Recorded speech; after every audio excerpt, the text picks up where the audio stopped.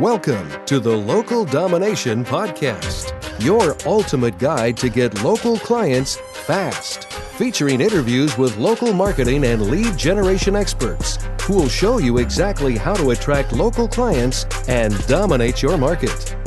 And now, here's your host, Doran Aldana. All right. Welcome, everyone, to another episode of the Local Domination Podcast, your ultimate guide to getting local clients fast. And this is your host, Doran Aldana, coming at you with another kick-ass episode. And this one is with the one, the only, Erik Hatch. And today we're going to be talking about being remarkable, how to stand out instead of blending in. So we're going to really peel back his cranium and draw from his wealth of experience in the marketing space on the front lines of capitalism. He's got a wealth of knowledge on the topic. And for those who don't know, you're about to know with a little bit of a background on him.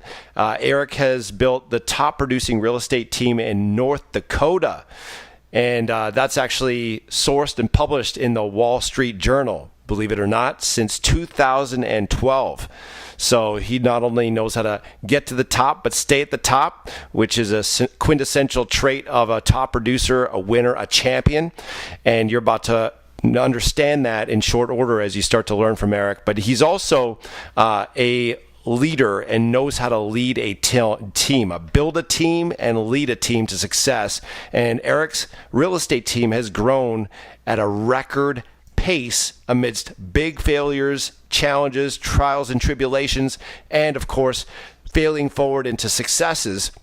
And he's garnering national attention for his efforts and his results. And the really cool thing is he's passionate about a charitable movement that is really heart-centered in the real estate space. He's partnering with one of his colleagues on this very much compassionate mission called Sell a Home, Save a Child. I love that. Sell a home, save a child. So we can learn more about that today as well in terms of how they're making a difference in children's lives through that organization. As well, he since college, North Dakota State University, Erik has been building events, businesses, charities, and people. He's a builder. He takes an idea and he makes it real. He's an investor to the core, investing his time, talent, and treasures into worthy pursuits in people and projects. And Erik has spoken on a local as well as regional and national level at conventions, as a keynote speaker, as a coach, as a leader for people who want to learn his expertise. He's also the host of the Real Estate Radio, a social media expert. He's an avid writer, and as he likes to note aptly, he's a pretty dang poor golfer, just like me.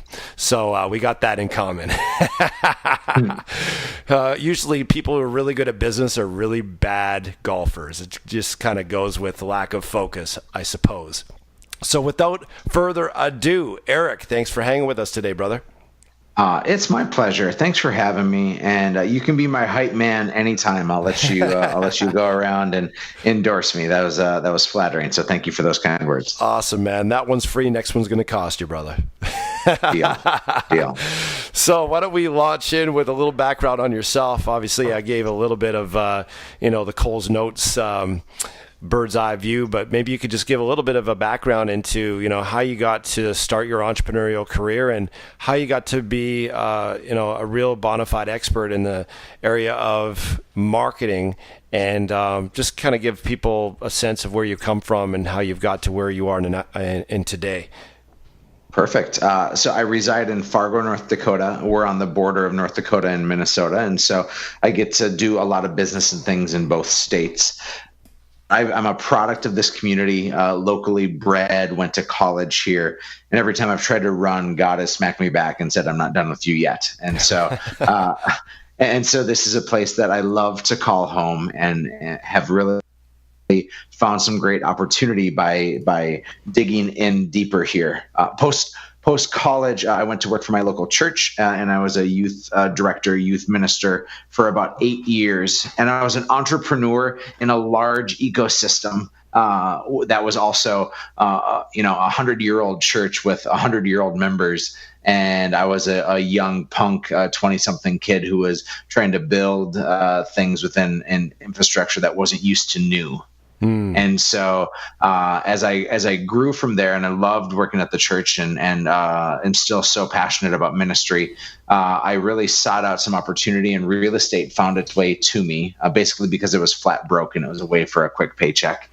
All of a sudden, my wife and I were battling some pretty big infertility issues, and the only way that we could get pregnant is if we paid for it, and paid for a doctor to really help us out. And so I had to commit to finances becoming a bigger priority in order for me to be a family man. And so from there, jumped into real estate full time so I could fund being a dad. Now I have 2 incredible kids, and has forever changed my life. And so it worked out well. But we've gone on to build our real estate team and our real estate company. We're the number 43 real estate team in the United States for our production. So we're doing some good business. We produce about $5 million in commission annually. That's about $150 million in real estate that we sell each year. And I lead a team of 35 people from there. I've opened up a whole bunch of other businesses that parallel it, the biggest being a coaching business. And so I'm a business coach and consultant, as well as a speaker. And by happenstance, I now have 17 businesses that I have the privilege of running and owning and operating. And it's been a heck of a ride. Dude, that's awesome. It's incredible how, as you develop this acumen and skill, failing forward, as we like to say, that you can go from just struggling to get one business off the ground to having 17 businesses operating simultaneously, for the most part, in your absence. And so, that's flabbergasting for a lot of people. Frankly, even for me, at this stage in my career with 2 businesses, it's flabbergasting to imagine having 17 enterprises all running pretty much, with their own system, structure, protocol, the team, the technology, all that stuff simultaneously. It seems like a lot. And people listening and watching right now are probably, in rare exception, feeling and thinking the same thing. And so we're going to talk today about how we can take that acumen you have that obviously is working in the real world in a very profoundly effective and profitable way, and really just take one slice of that. And that's the marketing piece, which is really, in my mind, the most important piece, because without that, we don't have the lifeblood to fuel the veins of your business. So we're going to talk about something that I think is a perennial challenge for most people in business, and that's standing out and capturing attention and grabbing not only attention, but also turning that attention into dollars in our respective wallets. Because it's one thing to get attention, it's a whole other thing to have it be attention that creates profit. And so often we chase our tails with Facebook ads and LinkedIn and emails and mail outs and this, that, and the other. And we're just throwing yogurt at the fan, hoping something sticks. And more often than not, it's not sticking.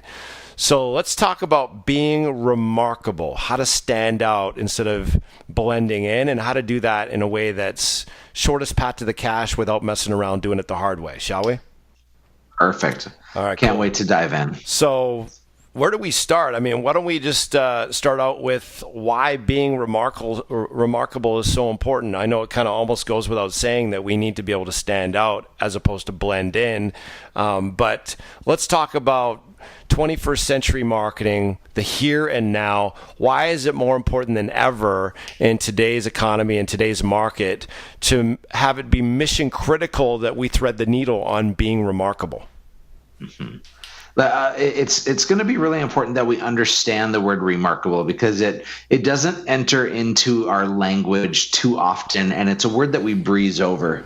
Yet to be remarkable means that that you're so fantastic that people remark about you, that people have to speak of you, because most of us live in a lukewarm category. Like, we're good, right? The things I'm doing are good. The things I'm doing are what everyone else is doing. And if you're in that area, there's nothing to remark about. Right. If you truly want to be remarkable and to stand alone, by the way, standing alone means that you oftentimes feel isolated, of course, literally, but also tall trees get struck by lightning.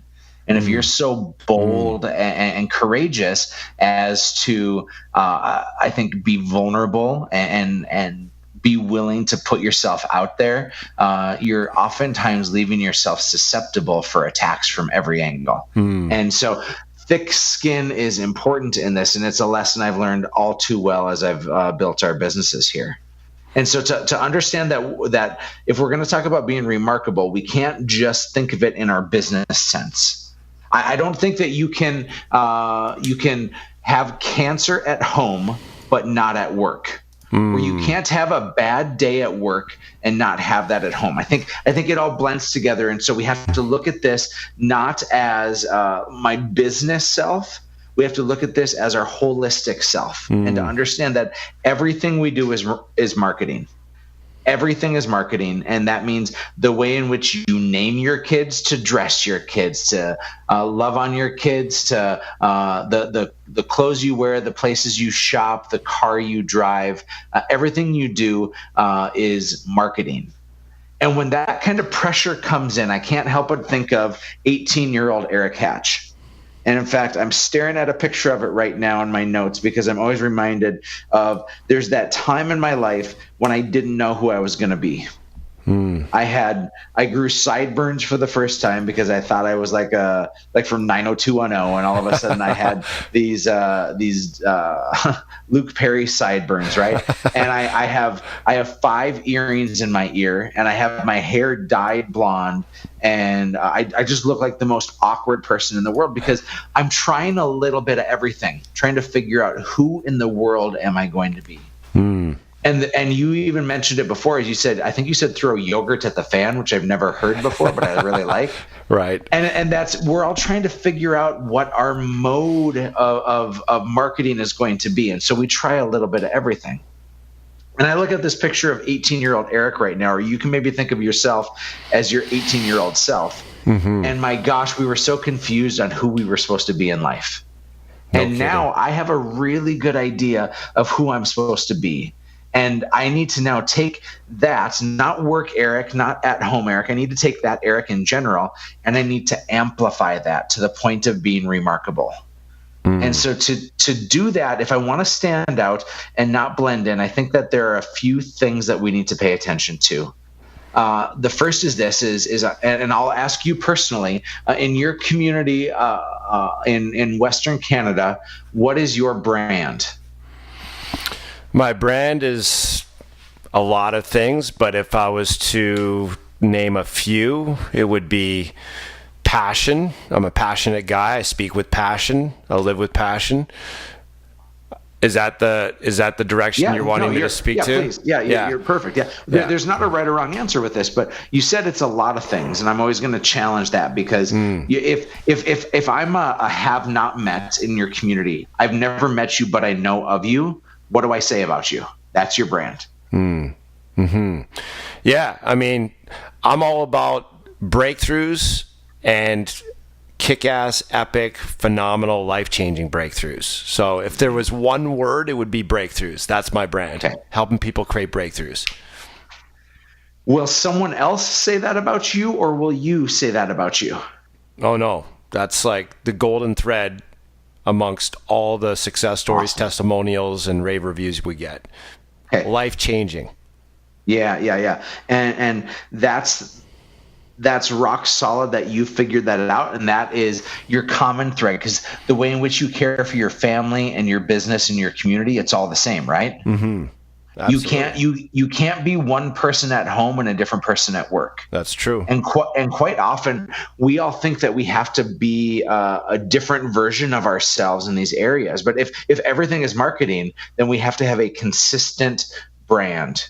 When I was a youth director, and I don't know when it started, but I started doing in every picture that was taken of me, I would do what's called the ultra happy face, a mouth open, so excited for the world type of face.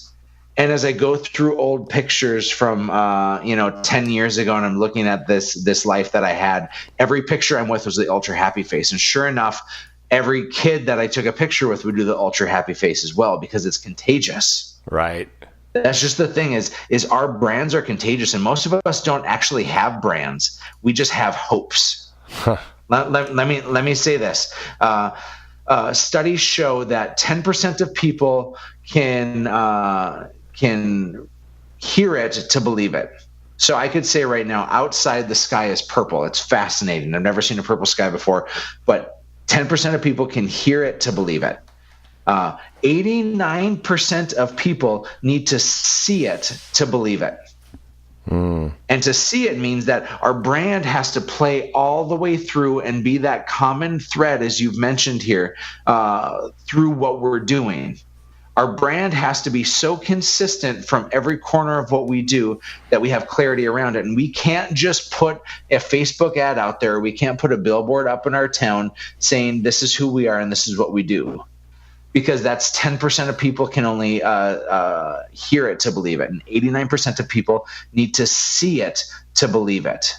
And so here's how contagious this becomes is we did family photos a couple of months ago.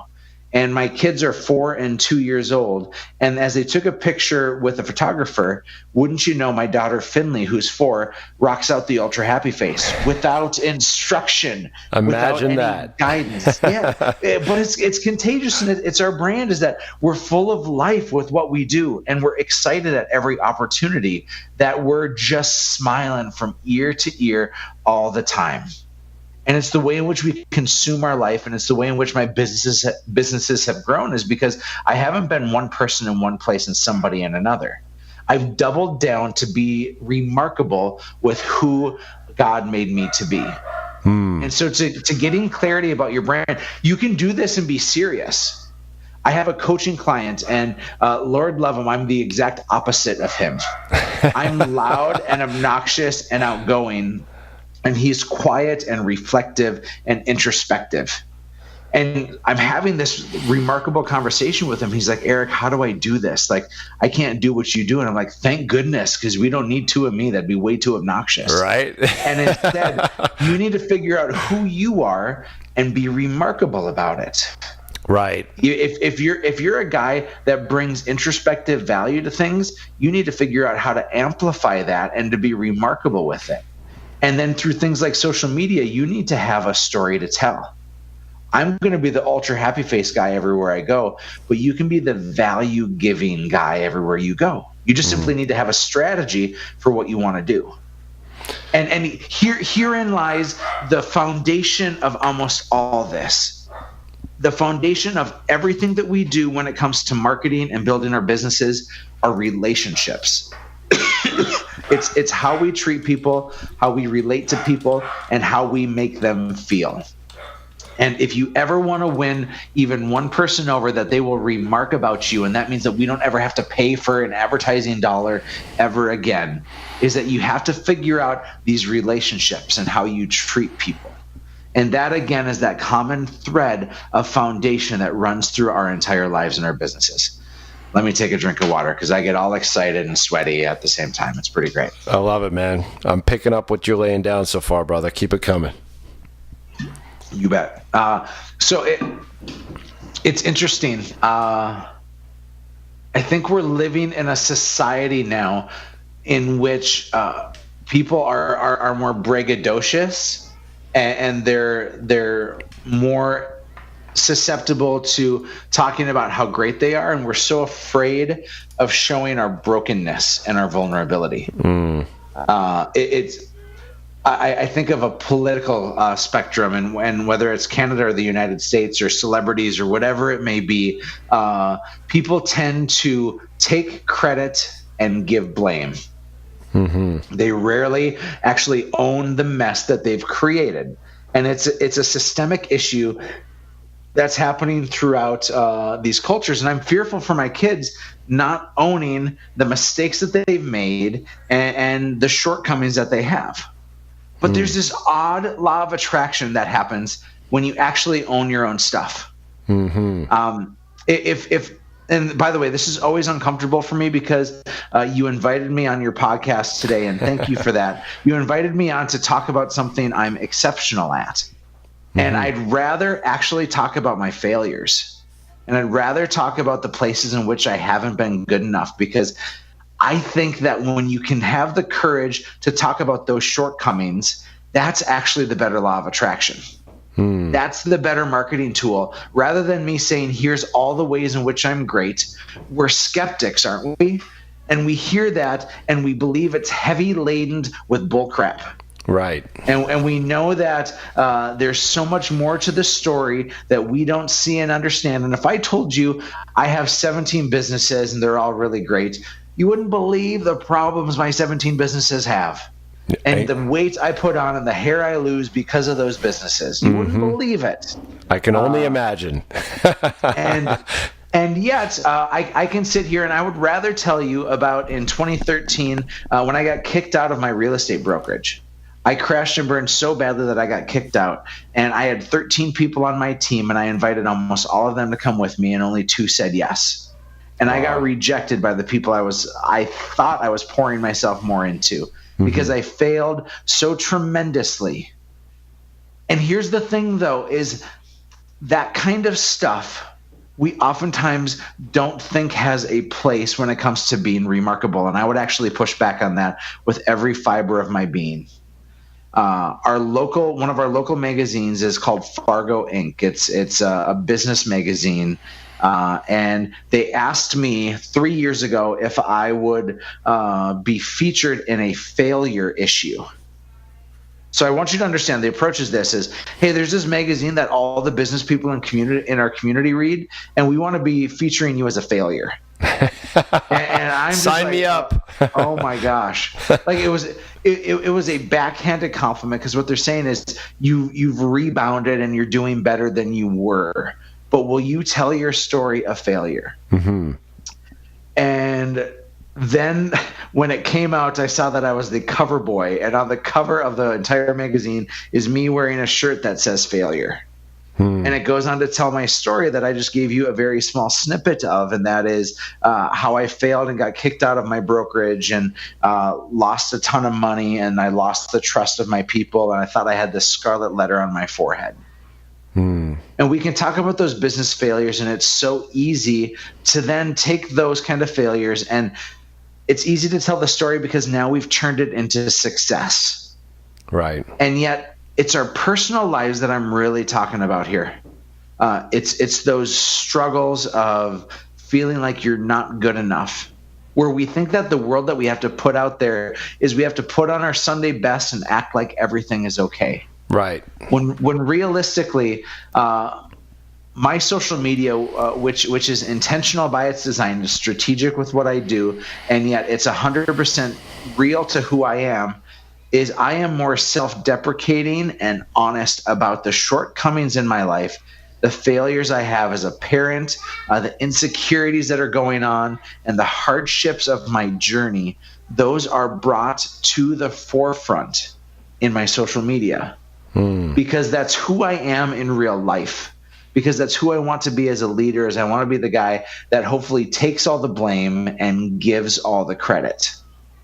And so I'm trying to run this continual thread and build this foundation of transparency and vulnerability, because I do believe this with all the breath in my body, is that foundations of transparency and vulnerability lead to people trusting you more. Mm-hmm.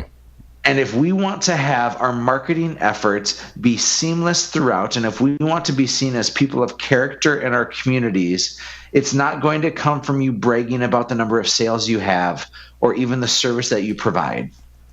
I think it comes from owning the mistakes that you've made, the hardships that you're living in today, and the way in which you can be the narrator of that story. Because somebody's going to tell your story.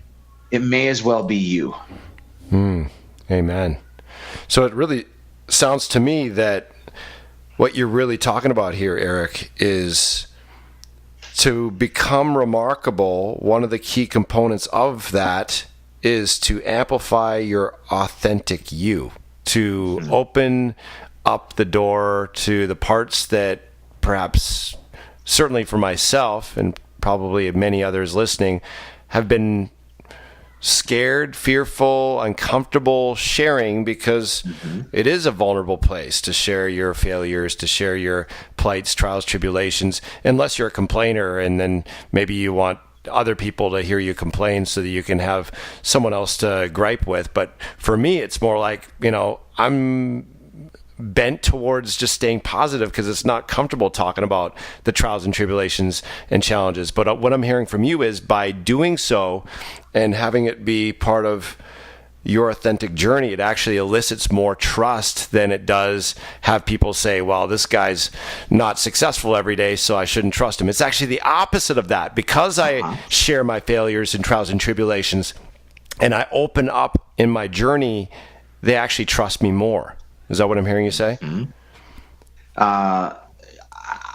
100% spot on.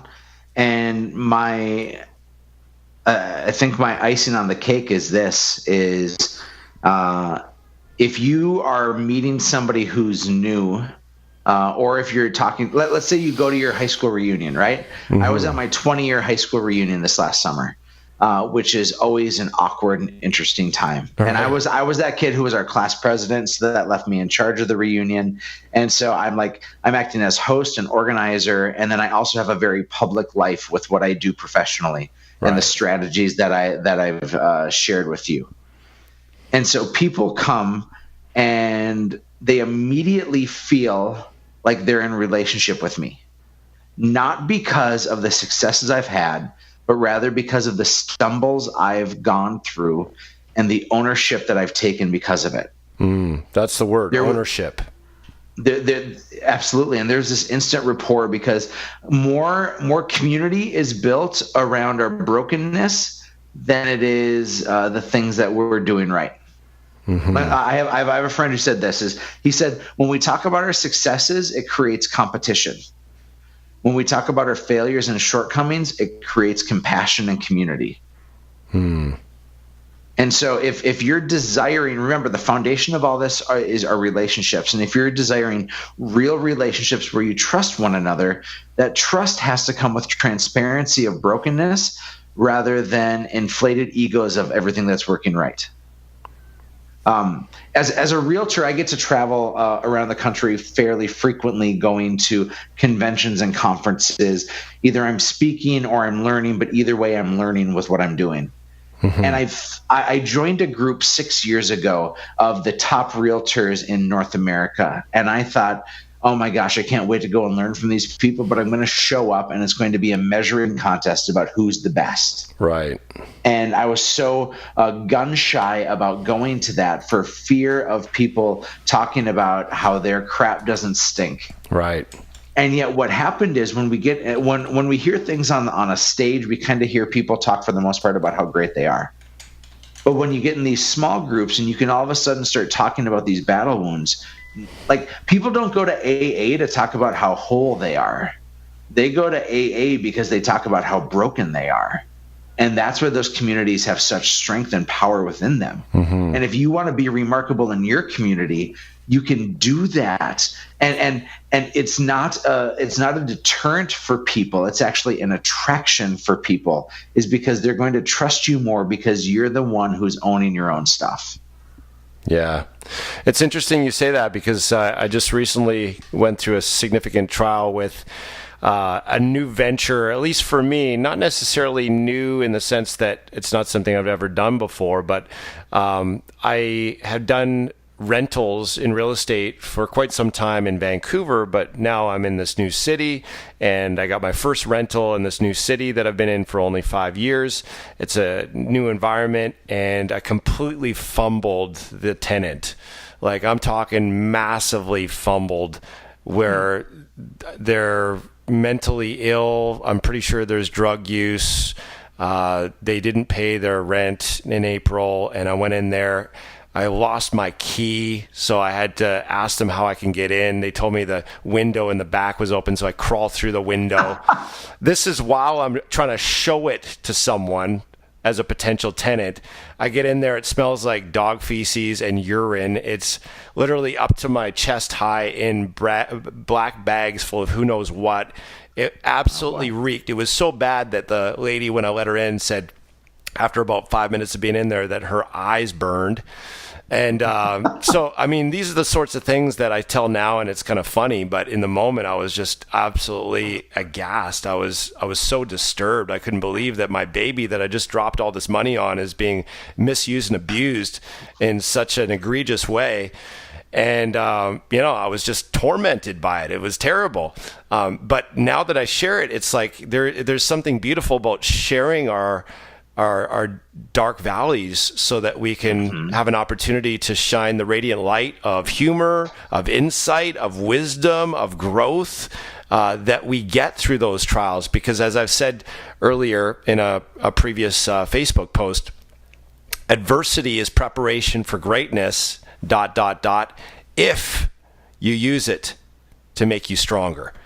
Yeah. And I think that's really what you're talking about here in being remarkable and being authentic and sharing vulnerabilities and transparencies and being real. You get to share your authentic you, and you get to share not just your high points and your summit moments and your victories and your wins, but also share where those wins came from. And invariably, those wins came from trials and tribulations, right? So I love the fact that you're giving us license to redeem our biggest pains in life, because that's where the biggest gains come from in life. I had the privilege of doing a TED Talk about 3 years ago. And when you're asked to do a TED Talk, it's like, man, this is going to be the thing. It's the message that I want to be known for. And I, in that TED Talk, I titled it, "I'm a Hot Mess." And the whole story is owning the mess that you're in and how that actually builds more rapport and trust. But if I'm a listener, if I put myself in the seat of somebody who's listening to you and I converse about this, I probably have a wall up and I say, that's not for me. And I need to put a caveat on that and say that I understand that some of us don't believe that it's for us. Jumping to living a life like I do, and that is like warts and all. Like the best example I can give is when I was 21. Well, when I was 16, my mom got diagnosed with cancer. She passed away when I was 21. And 2 months before she passed away, it was one of those beautiful April or May days in North Dakota where all of a sudden 70 degrees and people wear shorts like it's Speedo season all over. And my mom with a colostomy bag hanging by her hip, went to the grocery store wearing shorts where it swang back and forth and to and fro, and was swinging all throughout the grocery store because she just wanted to enjoy the day. And she was okay letting everybody know that she had cancer and that she was broken because she simply wanted to absorb the day. And that is such a giant leap for so many people. And I had the most fantastic example that has led me to live the life that I have been privileged to have. And for most people, they're on the other end of that spectrum where they've been so bottled up and they haven't allowed anybody to see the real them. Yeah. And the idea is not to jump over to my side. But if you want to be remarkable, it starts with at least one step. And if the foundation of everything we do are relationships, you don't have to jump to social media and have a microphone in your hand talking to thousands of people or putting a TED Talk out there owning how broken you are. That's not what I'm saying. I'm saying that we're talking about foundational relationships. And if you want to be remarkable, I think the way to do so is to be the only you can. Stop trying to be somebody else. Stop doing what everybody else is doing. Own your own skin and do so through one-on-one relationships.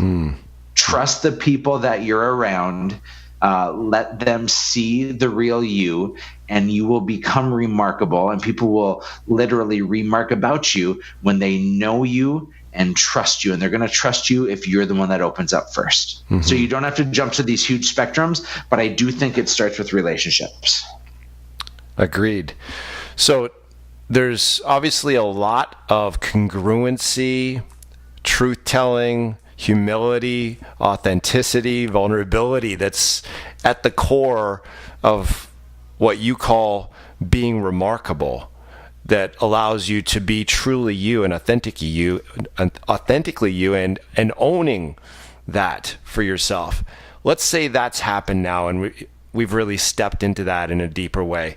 Mm-hmm. What's next to bring that remarkable you into the light in the marketplace? Perfect. A strategy is always imperative. And I believe that strategies have timelines and numbers associated with it. Okay. So if I have a strategy that I want to lose weight, I need to say in the next 30 days, I'm going to consume X number of calories and I'm going to work out these days, right? You have to have a measurable timeline, and the strategy has to have numbers associated with it. So I would say getting intentional and consistent about your strategy is important. I'll use social media as a great one. Again, I'm a guy that posts 2 to 3 times a day, always on Facebook, 7 days a week. Wow. And I have a rhythm to what I do, and it all is 100% true to who I am and yet strategic with my approach. And if you are ever going to want results, whether it be exercise and weight loss or business growth and marketing, if you want to get great at marketing, you need to do these 2 things. Number 1 is to be intentional about it. And to be intentional means that you know your brand. Don't throw the yogurt at the fan, as you would say, trying to figure out what it is, but rather know exactly who you are and the message that you're sending. And then you need to be consistent with it. Don't jump. If you've never ran before in your life, don't run a marathon tomorrow. If you've never marketed well on social media, don't post twice a day tomorrow.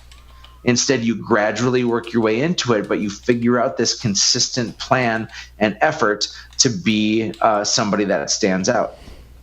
The greatest example I can give is this. It was my birthday about a month and a half ago. I turned 39 years old, and I am fortunate enough to have 5,000 Facebook quote-unquote friends. And of those 5,000 friends, I had about 500 people post on my wall. I had about 30 people send me direct messages or text messages on my phone. People I saw in person would wish me happy birthday. And I received 2 phone calls and 2 handwritten notes. The 2 phone calls I received were from 2 different friends, and I can tell you their names and I can tell you the conversations that we had. The 2 cards I received were from aunts. Family members who are just still of the generation where they're sending out cards, and it was handwritten and it was nice and personal.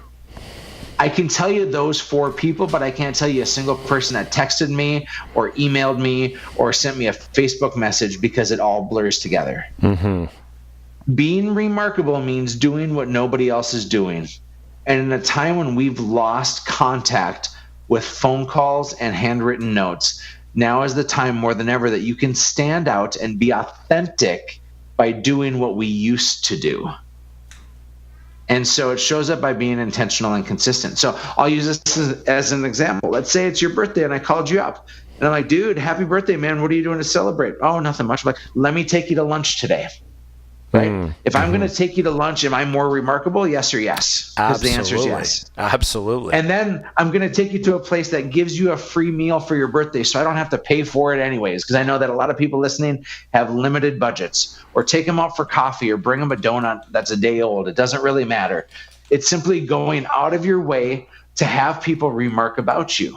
Again, I can tell you the 4 people that sent me a card or called me, but I can't tell you anybody else. Of my 5,000 so-called friends on Facebook, I can't tell you a single one of them.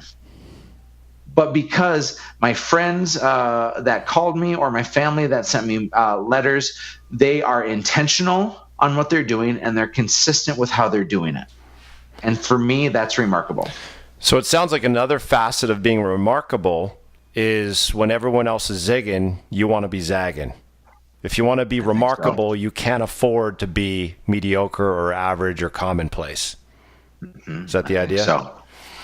I think so. And it honestly, it doesn't take much more time. It just takes intentionality. And the only way I know, like, I look at my Facebook birthdays every day and I say, who are the people that are having birthdays? And, it's when you have 5,000 Facebook quote unquote friends, you have 15 birthdays a day, roughly. And I'm making 1 or 2 or 3 phone calls a day to those people. And I promise you that not many other people are calling them. That's the true. Same sort of thing goes. Let's say you have a crisis in your life. You have a family member that's sick or passed away, or you lost a job or whatever it is. We all say things like, how can I help? And our intentions are good when we say things like, how can I help? But remember, we need to be remarkable and we need not be good. And so being remarkable means you make a casserole or a hot dish and you show up at their house uninvited. Yeah. Good is not good enough. No, good. Everybody thinks that what they're doing is good, and it's getting lost. People need to be able to remark about you by you going that extra mile. And I promise you, your business will grow exponentially when you do this. But this is not like a get rich quick scheme. This is a strategy and a lifestyle. This is not I'm going to do it for 6 months and see immediate results. This is I'm an entrepreneur for the rest of my life. And I better be doing this every day because that's going to breed the results for tomorrow that I want. Yeah, and it's bringing that next level of intention instead of just going through the day and making it through the day. You're really living into who you truly are and what you're truly committed to and the calling you have on your life and your true purpose in a way that's very deliberate, very purposeful, very intentional.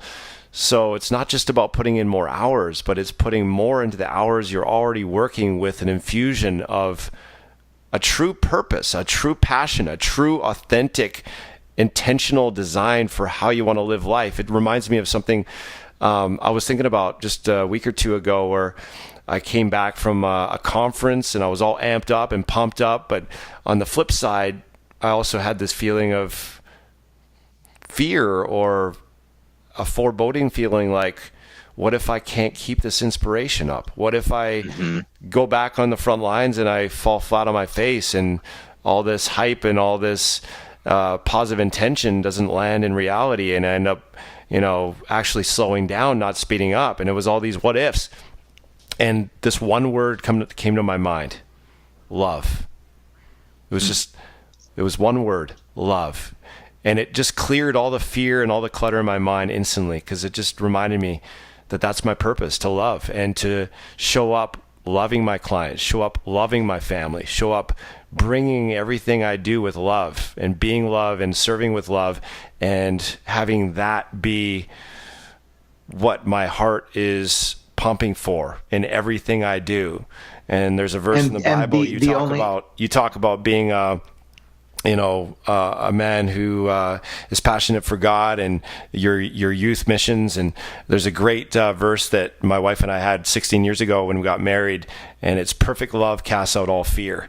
And I think that's another piece of what you're talking about and being remarkable is how can you do everything that you're doing from your authentic you? And in my case, it's infusing it with love, not positive intention, not hopeful intention, but real love. What does that love look like? Is it just saying, hey, let me know if there's anything I can do to help? Or is it a prayer of what can I do to show this person love in this trial and tribulation, in this dark place they're struggling with right now? That's something that really moves me. It's action behind that too. Like we're meant to have these prayers and these thoughts and hopes, but then it's action. Hope is a great thing to have, and yet a terrible business strategy. That's right. We don't want to smoke the hope dope. There's a new one. I like that. And so as we're doing this, you talked about your experience you had, and you were motivated in the moment. Mm-hmm. And most of us rely on motivation. Maybe this podcast that somebody's listening to, they're motivated to take the next step. And motivation is the first step, but it will wear off over time. Mm-hmm. And it's reliant on the wind blowing in the right direction for you to stay motivated. Right. Now, the next step beyond that is to be disciplined about it. and to move from motivation to discipline. Discipline sounds like a negative word, and yet maybe the better word is committed. And if your commitment is love, that means that there has to be measurable action steps to do. Because if what you're building says, I'm going to make sure that love is a part of all of it, that's a great thing to say.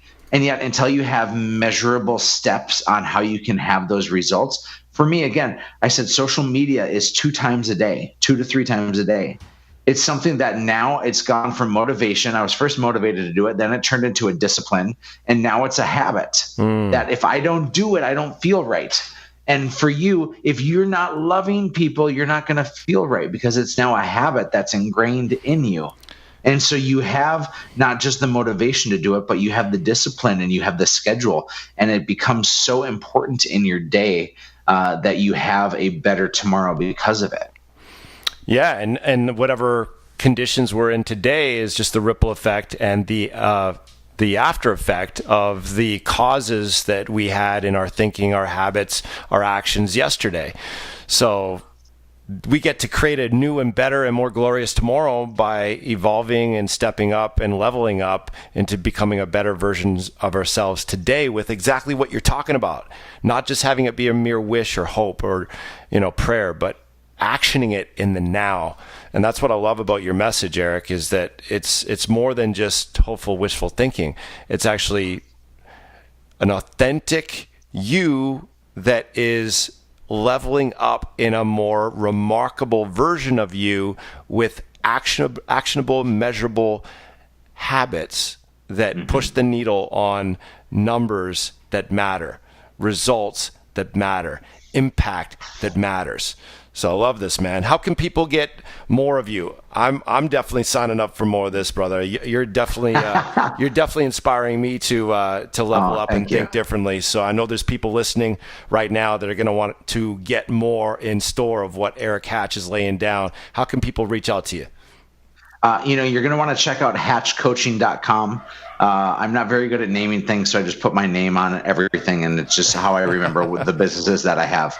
So hatchcoaching.com, we focus on leadership and business development, and so we have a ton of free resources on there. I'm not selling anything today. I'm just trying to bring some value, and if we can do that in your world, some of our language is real estate specific because that's one of the key areas that we coach, but realistically, the leadership stuff that we're doing and the marketing pieces that we're engaging in are for all industries, all places. So we have some really valued resources, again, at hatchcoaching.com.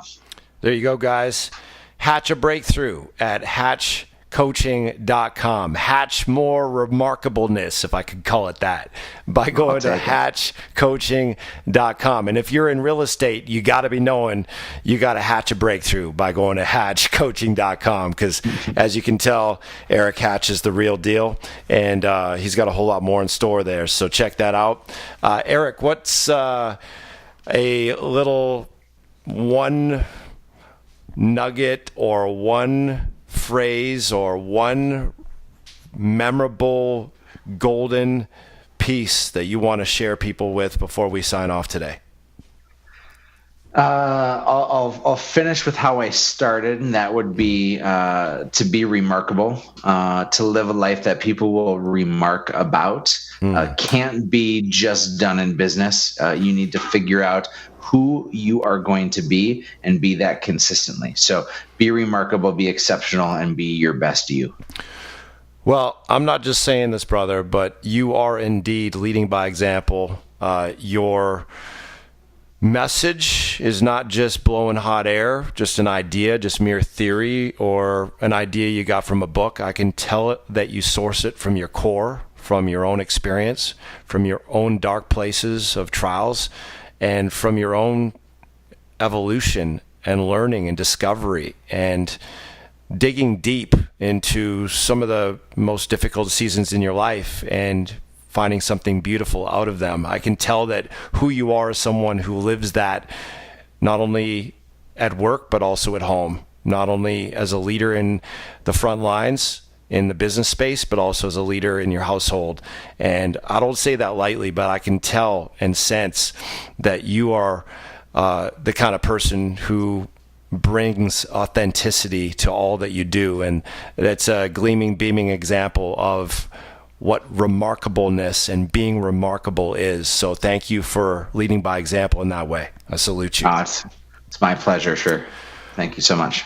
Cool. Well, thank you so much, Erik, and thank you on behalf of our audience for all that you've shared today. And for those of you listening, that's all we got for you today. Thanks for joining us for another episode of the Local Domination Podcast, your ultimate guide to getting local clients fast. So if tips galore that help you soar is what you adore, know this, we got more in store. So remember, nothing happens without implementation. So in the meantime, in between time, go forth, engage. It's time for Operation Domination.